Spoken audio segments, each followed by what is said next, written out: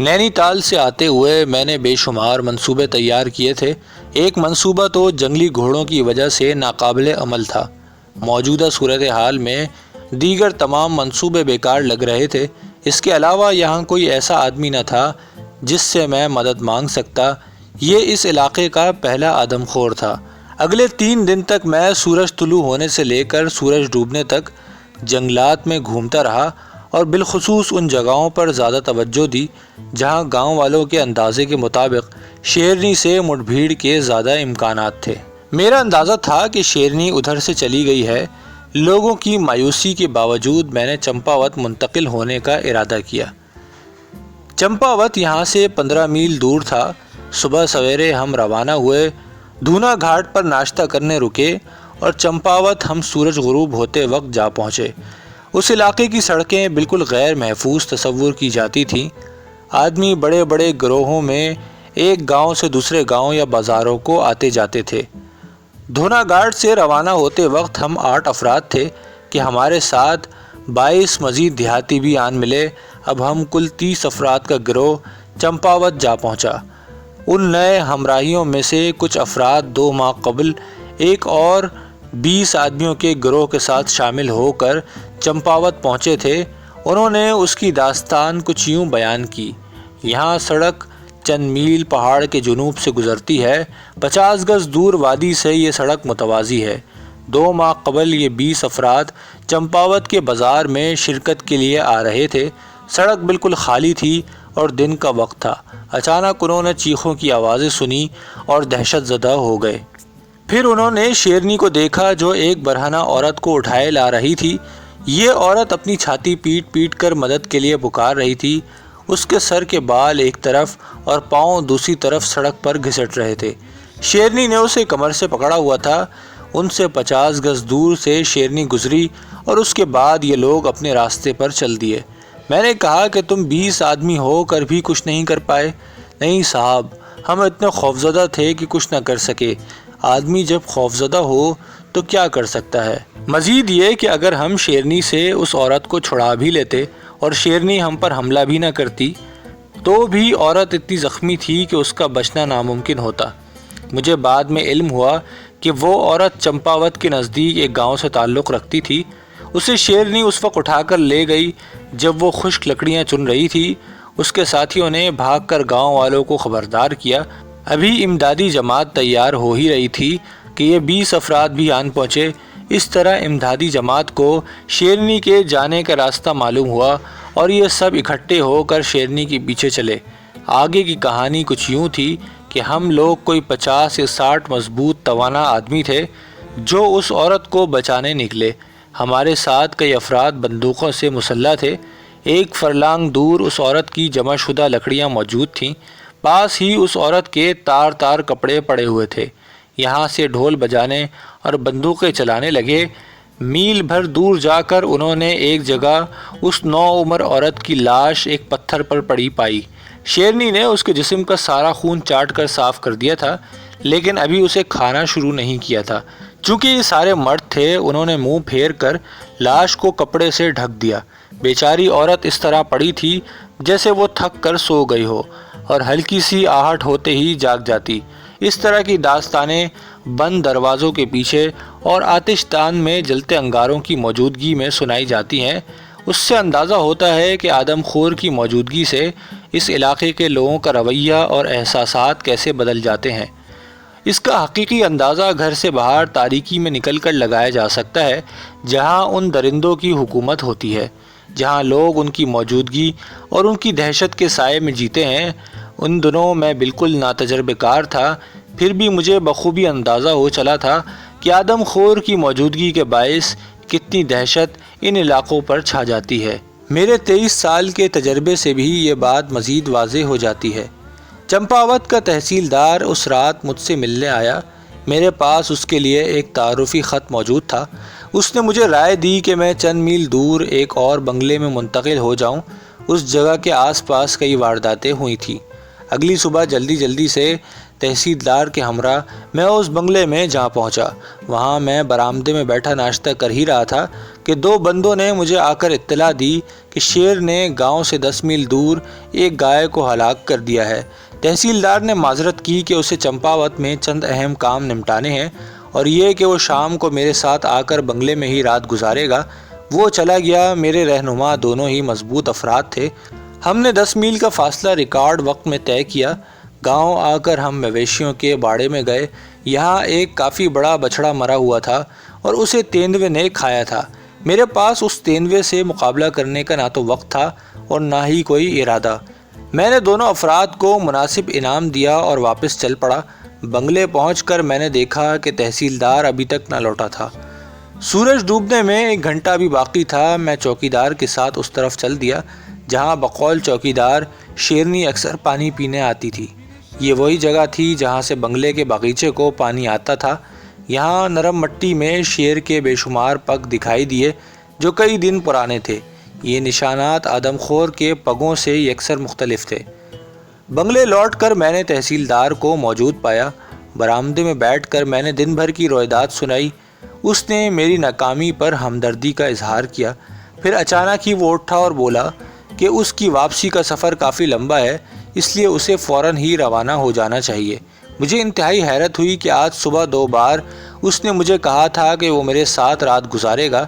مجھے اس کے رکنے یا نہ رکنے سے کوئی غرض نہ تھی۔ میں اس طرح اس کی واپسی کے خیال سے اور اس کی حفاظت کے لیے پریشان ہو رہا تھا۔ تاہم اس نے تمام باتیں سنی انسنی کرتے ہوئے واپسی اختیار کی۔ اس کے پیچھے ایک مقامی بندہ لالٹین اٹھائے ہوئے تھا۔ اس مدھم روشنی میں اسے ان 4 میلوں کا سفر طے کرنا تھا جو دن دہاڑے لوگ بڑے بڑے گروہوں میں طے کرتے ہوئے کتراتے تھے۔ میں نے اس بہادر شخص کو سلام کیا اور اسے نظروں سے دور ہوتے ہوئے دیکھتا رہا۔ اس بنگلے کے متعلق بھی مجھے ایک داستان سنانی ہے، لیکن اس کتاب میں نہیں۔ یہ کتاب جنگل سے متعلق ہے۔ جنگل سے ہٹ کر مافوق الفطرت باتیں اس کتاب میں کرنا مناسب نہیں۔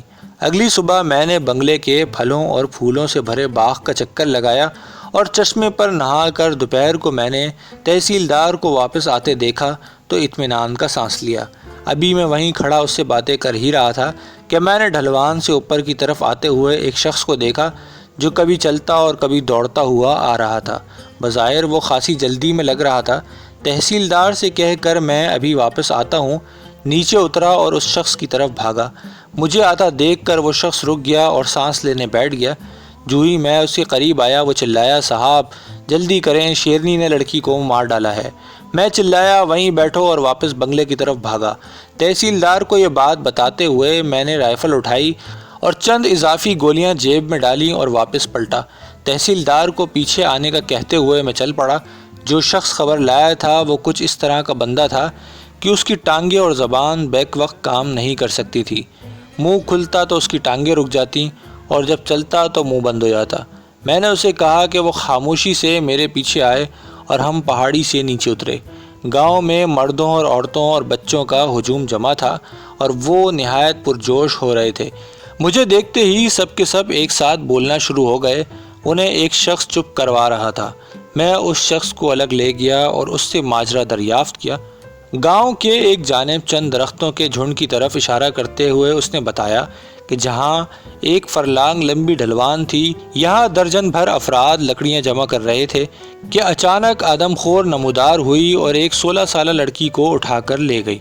بقیہ افراد گاؤں کی طرف بھاگے اور چونکہ میری آمد کی خبر سب کو تھی، انہوں نے میری طرف فوراً ایک بندہ دوڑا دیا۔ جس بندے سے میں گفتگو کر رہا تھا اس کی بیوی بھی ان درجن افراد میں شامل تھی۔ اس نے پہاڑ کے کنارے والے درخت کی طرف اشارہ کیا کہ شیرنی نے وہاں سے لڑکی کو اٹھایا اور کسی فرد کو اتنا ہوش نہیں تھا کہ وہ مڑ کر یہ دیکھتا کہ شیرنی اس لڑکی کو لے کر کس طرف گئی ہے۔ سب کو یہ ہدایت کر کے کہ جب تک میں واپس نہ آ جاؤں کوئی بھی گاؤں سے باہر نہ نکلے اور نہ ہی شور کرے۔ میں اب اس درخت کی طرف بڑھا۔ سارا علاقہ ہموار تھا اور کہیں بھی شیرنی کے چھپنے کی جگہ نہ تھی۔ دیگر افراد کو تب علم ہوا جب انہوں نے لڑکی کے دم گھٹنے کی آوازیں سنی۔ اس جگہ پر جہاں شیرنی نے لڑکی کو ہلاک کیا تھا خون کا تالاب سا بنا ہوا تھا، ساتھ ہی لڑکی کا گلوبند موجود تھا جو نیلے موتیوں کا تھا۔ یہاں سے نشانات پہاڑی کی طرف بڑھے۔ راستے کے ایک طرف خون کی لکیر اور دوسری طرف لڑکی کے پیروں کے گھسٹنے کے نشانات موجود تھے۔ پہاڑی پر نصف میل دور جا کر مجھے لڑکی کی ساڑی ملی۔ ایک بار پھر شیرنی ایک برہنہ لاش اٹھائے جا رہی تھی۔ خدا کا شکر ہے کہ اس بار اس کا شکار مر چکا تھا۔ پہاڑ کی چوٹی پر نشانات ایک کانٹے دار جھاڑی سے گزرے جہاں لڑکی کے بال الجھے ہوئے تھے۔ یہاں ایک اور بہت دشوار گزار کانٹے دار جھاڑی سے شیرنی گزری تھی۔ اس سے بچنے کی کوشش میں ہی تھا کہ میں نے اپنے پیچھے قدموں کی چاپ سنی۔ مڑ کر دیکھا تو ایک شخص رائفل اٹھائے میری طرف آ رہا تھا۔ میں نے اسے کہا کہ میری واضح ہدایت کے باوجود اس نے گاؤں سے کیسے قدم باہر نکالا۔ اس نے کہا کہ اسے تحصیلدار نے میرا ساتھ دینے کو کہا تھا۔ اسے تحصیلدار کی حکم عدولی کی جرت نہ ہوئی۔ چونکہ وہ واپس جانے والا نہیں تھا، میں نے اس سے بحث نہ کی کہ مفت میں وقت برباد ہوتا۔ میں نے اسے بھاری بوٹ اتارنے اور جھاڑیوں میں چھپا دینے کو کہا، پھر اسے ہدایت کی کہ وہ میرے بالکل قریب عقب میں چلے اور پیچھے سے پوری طرح خبردار رہے۔ میں پتلی جرابیں، نیکر اور ربر سول والے جوتے پہنے ہوئے تھا۔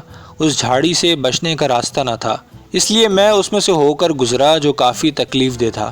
جھاڑیاں عبور کرتے ہی خون کے نشانات اچانک ہی بائیں طرف مڑ گئے اور آگے چل کر نیچے ایک بہت عمودی ڈھلوان سے گزرے جہاں پہاڑی بانس کے درخت موجود تھے۔ 100 گز دور خون کی یہ لکیر ایک عمودی نالے سے گزری۔ یہاں شیرنی نے کسی قدر دقت سے اسے عبور کیا تھا۔ کنارے پر کافی پتھر وغیرہ اپنی جگہ سے ہٹے ہوئے تھے۔ 500 یا 600 گز تک میں اسی طرح آگے بڑھا۔ میرا ہمراہی بیچارہ ہیجان کا شکار ہو رہا تھا۔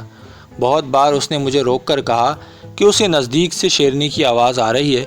نصف ڈھلوان پر ہمیں ایک اونچی چٹان ملی جو کم از کم 30 فٹ بلند تھی۔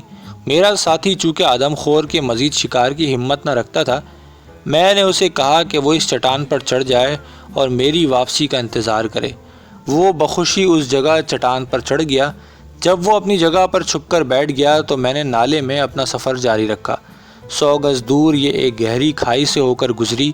کھائی اور ندی کے ملاپ پر ایک تالاب سا بنا ہوا تھا۔ خون کی لکیر اس تالاب کے کنارے سے گزری۔